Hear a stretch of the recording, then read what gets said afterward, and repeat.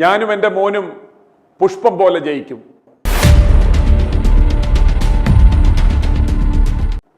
വരാൻ പോകുന്ന നിയമസഭാ തെരഞ്ഞെടുപ്പിൽ താനും തൻ്റെ മോനും പുഷ്പം പോലെ ജയിക്കുമെന്ന് പറയുന്നത് മറ്റാരുമല്ല PC ജോർജാണ്. പൂഞ്ഞാറ്റിൽ PC ജോർജും പാലയിൽ ഷോൺ ജോർജുമാണ് NDA സ്ഥാനാർത്ഥികളായി മത്സരിക്കുന്നത്. നിലവിൽ കേരള കോൺഗ്രസിലും UDFിലും തുടരുന്ന ചക്കുളത്തിപ്പോരും തമ്മിലടിയും തങ്ങൾക്ക് ഗുണം ചെയ്യും എന്നാണ് PC ജോർജ് കരുതുന്നത്.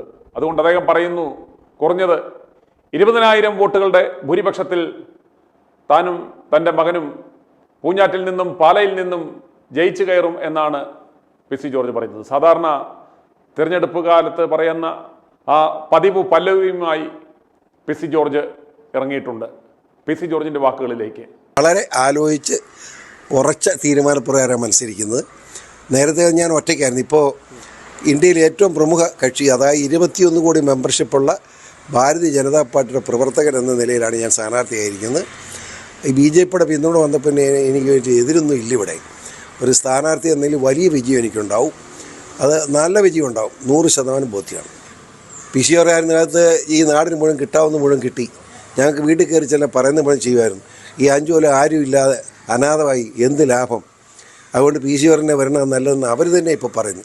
അവരാണിപ്പോൾ എല്ലാ ദിവസവും വീട്ടിൽ ആദ്യം കൂടുതൽ വരുന്നത്. അപ്പം BJPയുടെ 12% ഒരു മുസ്ലിമാണ്. അതിന് ഞങ്ങൾ ഇപ്പോഴല്ല 20 കൊല്ലമായിട്ടാണ് BJP. എന്നൊക്കെ സീനിയറാണ്. അതും കുഴപ്പമൊന്നും എല്ലാം അങ്ങനെ നമ്മൾ സമുദായത്തിൻ്റെ അടിസ്ഥാനത്തിൽ നിന്ന് ഞാൻ പറയും. ഇന്നിപ്പോൾ പോയ മുണ്ടക്കയം മേഖല SNDPയുടെ സമ്മേളനങ്ങൾ ഞാൻ പങ്കെടുത്ത മുഴുവൻ 100-300 പേര് ഒരു സമ്മേളനത്തിൽ SNDPയുടെ പാർട്ടിയുടെ അല്ല. ഞാൻ വെച്ചാൽ അവർ ചെല്ലാൻ പറഞ്ഞിട്ടാണ് ചെന്നത്. വളരെ നല്ലതിനെ പങ്കെടുക്കാൻ കഴിഞ്ഞു. BDS പിന്തുണ ഉണ്ടെന്ന് മാത്രമല്ല, നമ്മൾ 21-ാം തീയതി സമയം കിട്ടുമെന്ന് ചോദിച്ചിരിക്കുക. നമ്മുടെ തുഷാർ വെള്ളാപ്പള്ളിയുടെ തുഷാറിനെ കൊണ്ട് സമ്മേളനം ഉദ്ഘാടനം ചെയ്യണമെന്നാണ് പാർട്ടിയുടെ തീരുമാനം. ആ തുഷാറിനെ കൊണ്ട് നമ്മുടെ ഇലക്ഷൻ കൺവെൻഷൻ ഉദ്ഘാടനം ചെയ്യണമെന്നാണ് നമ്മുടെ കമ്മിറ്റി യുനാനിമസായി തീരുമാനിച്ച്. ഞാനത് മിസ്റ്റർ തുഷാറിനെ അറിയിച്ചു. ഇന്ന് തീർച്ചയായിട്ടും വിവരം പറയാമെന്ന് പറഞ്ഞിരിക്കുക. മകൻ ഈസിയായിട്ട് ജയിച്ചോളും, ഒരു കുഴപ്പമൊന്നും.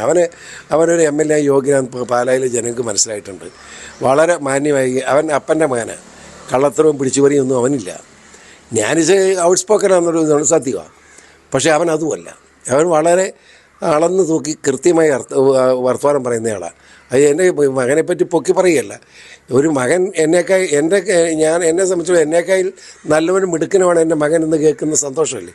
ആ സന്തോഷമുള്ളവനെ തീർച്ചയായും അവന് ജനങ്ങളെ വോട്ട് മേടിക്കും, ഒരു സംശയം വേണ്ട. മാണി സാറിൻ്റെ പേര് പറഞ്ഞ് പാർട്ടി ഉണ്ടാക്കി എന്ത് അവകാശം അയാൾ പറയട്ടെ. ഞാൻ നേരിട്ട് വെല്ലുവിളിക്കുക അവനെ, സംശയമുണ്ട്. പിന്നെ ഇലക്ഷൻകാരാണ് ഒന്നും പറയാല. ഇലക്ഷനല്ലേ, അല്ലെ എത്രയോ പ്രാവശ്യം പറഞ്ഞിട്ടുള്ള ചരിത്രങ്ങളാണ്. മാണി സാറ് വേദനിക്കുന്ന അനുഭവം എത്രയുണ്ട്. ഈ ആരൊക്കെ ഉണ്ടെന്ന് ഞാൻ ഇനി പറയണ്ടല്ലോ. വേദനിക്കുന്ന കരഞ്ഞുകൊണ്ട് എന്നെ കെട്ടിപ്പിടിച്ച അനുഭവങ്ങളൊക്കെ എനിക്കുണ്ട്. ഞാൻ ഇവിടെ കസേര ഇരിക്കുമ്പോഴാണ് ഒരു ലാസ്റ്റ് വിളിച്ച്. അന്ന് അദ്ദേഹത്തിന് വീട്ടിൽ ചെന്ന് പിറ്റേ ദിവസം അദ്ദേഹത്തിന് കൊണ്ട് പിന്നെ അദ്ദേഹത്തിന് ഡെഡ് ബോഡിയെ വീട്ടിലെത്തിച്ചറിയാമോ. ആ വലിയ മനുഷ്യൻ 52 വലിയ MLAയും സത്യത്തെ പറയുമ്പോൾ കരച്ചിൽ വരുന്നുണ്ട്. 52 വലിയ MLA, 24 വർഷത്തോളം മന്ത്രി. ക്രിസ്ത്യാനിക്ക് ഇത്രയും വലിയൊരു നേതാവ് കേരളത്തിലുണ്ടായിട്ടില്ല. ആ മനുഷ്യന് സ്വന്തം വീട്ടിൽ നിന്നുണ്ടായ അനുഭവങ്ങൾ എനിക്കറിയാം. അതുകൊണ്ടാണ് പറഞ്ഞത്. ഞാൻ ചർച്ചയ്ക്കില്ല.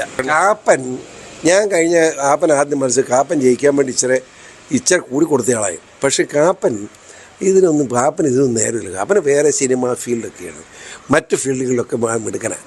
അങ്ങനെ അങ്ങ് പോട്ടെ. വികസനം മാത്രമല്ല, വികസനം ചെയ്യാൻ തുടങ്ങിയ ഉടനെ ഈ ജോസ് കെ മാണി ഒത്തിരിക്കുന്നതാണ് പറയുന്നത്. ജോസ് കെ മാണി പറഞ്ഞ് ഇവനൊന്നും ചെയ്തിട്ടില്ലെന്ന് പറഞ്ഞു.